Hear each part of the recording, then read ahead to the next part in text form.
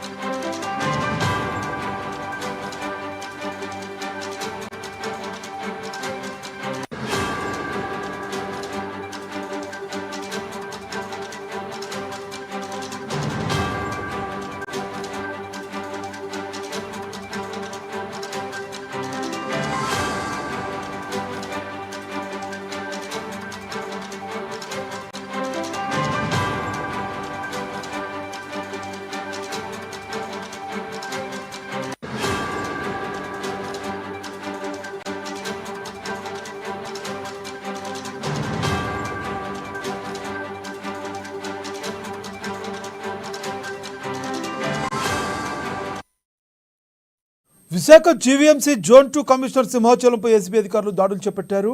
అక్రమాస్తుల సంపాదనపై ACB అధికారులు సోదాలు చేపట్టారు.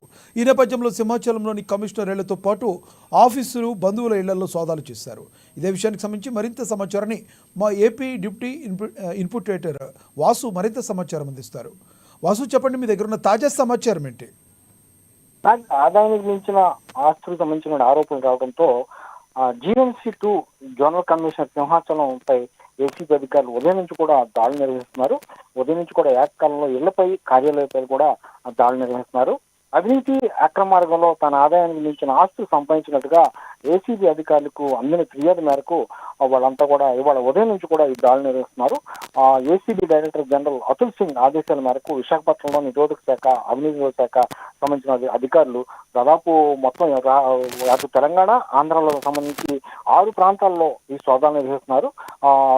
విశాఖ మధురవాడ మిథులాపురి కాలనీలో కమిషనర్ ఉన్నటువంటి ఇంటితో పాటు అదేవిధంగా జీఎంసీ జోన్ 2 ఆఫీస్, అంటే మధురవాడ, ఇది కూడా మధురవాడలో ఉంది, ఆ ప్రాంతంలో. అదేవిధంగా శ్రీకాకుళం జిల్లాలో గల ఈయన కమిషనర్ బంధువులు 3 ఇళ్లలో కూడా అక్కడ కొన్ని పత్రాలు దాచిపెట్టినట్లు, ఆస్తి దాచినట్టు కూడా ఫిర్యాదు రావడంతో అక్కడ కూడా చేస్తున్నారు. అదేవిధంగా తెలంగాణ, హైదరాబాద్ లో కూడా బంధువులలో కూడా మొత్తం కూడా ఇవన్నీ కూడా సోదాలు నిర్వహిస్తున్నారు. ఇప్పటివరకు సోదాల్లో కొనసాగుతున్నాయి. ఇందాక నుంచి కూడా ఉదయం నుంచి కూడా ఇంకా కొనసాగుతున్న అధికారులు వెల్లడించారు. ఇప్పటివరకు జరిగిన సోదాల్లో మొత్తం ఆస్తికి మించిన ఆదాయం కలిగినట్టుగా కూడా అధికారులు ధృవీకరిస్తున్నారు. అధికారికంగా ఇంకా కూడా అధికారులు ప్రకటించినప్పుడు కూడా మొత్తానికి చాలా వరకు కూడా వెలుగులోకి వస్తున్నట్టు కూడా తెలిసింది. మొత్తానికి ఈ వ్యవహారం అంతా సాయంత్రం వరకు కూడా ఏసీబీ అధికారులు దాడులు నిర్వహించినంత కూడా అతను పై చర్యలు తీసుకునే అవకాశం ఉంది. కొన్ని మాసాల క్రితం ఇక్కడికి వచ్చినటువంటి ఈ సింహాచలంపై చాలా ఆరోపణలు వస్తుంది. ఇటీవల కాలంలో ఆ మధురవాడ జోన్ 2 అంటే చాలా ఆ ఏరియా అంతా కూడా చాలా ఖరీదైన ప్రాంతం. గతంలో రాజధాని వస్తుందని కూడా ఆ ఏరియాలో ఇల్లు కానీ, స్థలాలు కానీ కొనుగోలు చేయడం ఇవన్నీ కూడా జోన్ 2లోకి వస్తాయి. ఈ నేపథ్యంలో ఇక్కడికి వచ్చినటువంటి ఈయనపై గత కొన్నేళ్ళుగా కూడా ఆరోపణలు వస్తున్నాయి. అదేవిధంగా కార్యాలయంలో కూడా చాలా మంది ఈయన అవినీతిని ఫిర్యాదు కూడా చేసినట్టు కూడా చెప్తుంది. ఆ విధంగా ఫిర్యాదు చేసిన వాళ్ళు కూడా బదిలీ కూడా చేసినట్టు కూడా ఆరోపణలు వస్తున్నాయి. మొత్తం ఉన్నతాధికారులకు ఆరోపణలు వెళ్ళడంతో ఏసీబీ అధికారులకు అందిన ఫిర్యాదు మేరకు ఉదయం తెల్లవారుజాము నుంచి కూడా ఈ దాడులు నిర్వహిస్తున్నారు. ఈ దాడులు ఇంకా కొనసాగుతున్నాయి. ఇతిమిద్దంగా ఇంతవరకు కూడా ఎంతవరకు బయటపడిందని ఇంతవరకు అధికారికంగా ప్రకటించినప్పటికి కూడా మొత్తం దాదాపు రాష్ట్ర వ్యాప్తంగా 2 రాష్ట్రాల్లో కూడా 6 ప్రాంతాల్లో మొత్తం సోదాలు జరుగుతున్నాయి. ఈ సోదాల్లో భారీగా ఆస్తి సంబంధించిన కాగితాలు అయితేనే లేకపోతే నగదు అయితేనే మొత్తాన్ని కూడా వెల్లడించే అవకాశం ఉంది. సాయంత్రానికి మొత్తం కూడా ఇతిమిద్దంగా ఎంత మొత్తం దాడులు జరిగింది, ఎంత ఆస్తి కూడా కట్టారు, ఆదాయం మించినటువంటి అన్ని కూడా వెల్లడించే అవకాశం ఉంది. అధికారులు అయితే ప్రస్తుతానికి ఎవరు కూడా అధికారికంగా ఇంకా ప్రకటించినప్పుడు కూడా సాయంత్రం అయితే వివరాలు వెల్లడించే అవకాశం ఉంది నాకు.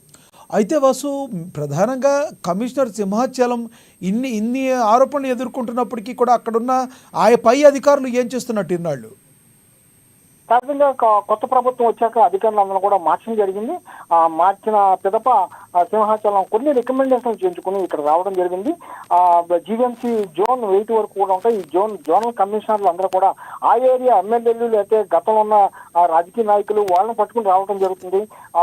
సహజంగా విశాఖపట్నం అనేటప్పటికీ ఈ జోన్లోకి రావడానికి వివిధ ప్రాంతాల్లో అంటే రాష్ట్రంలో వివిధ ప్రాంతాల్లో కమిషనర్లు చాలా ఎక్కువ మక్కువ చూపుతారు.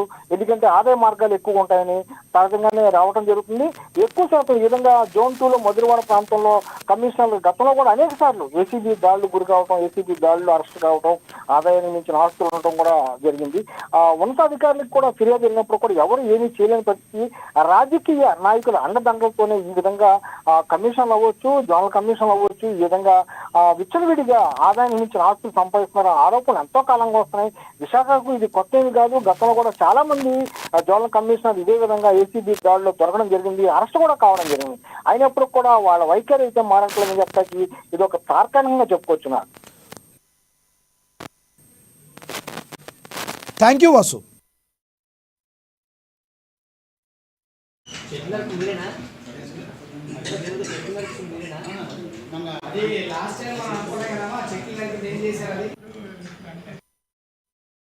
గాజువాక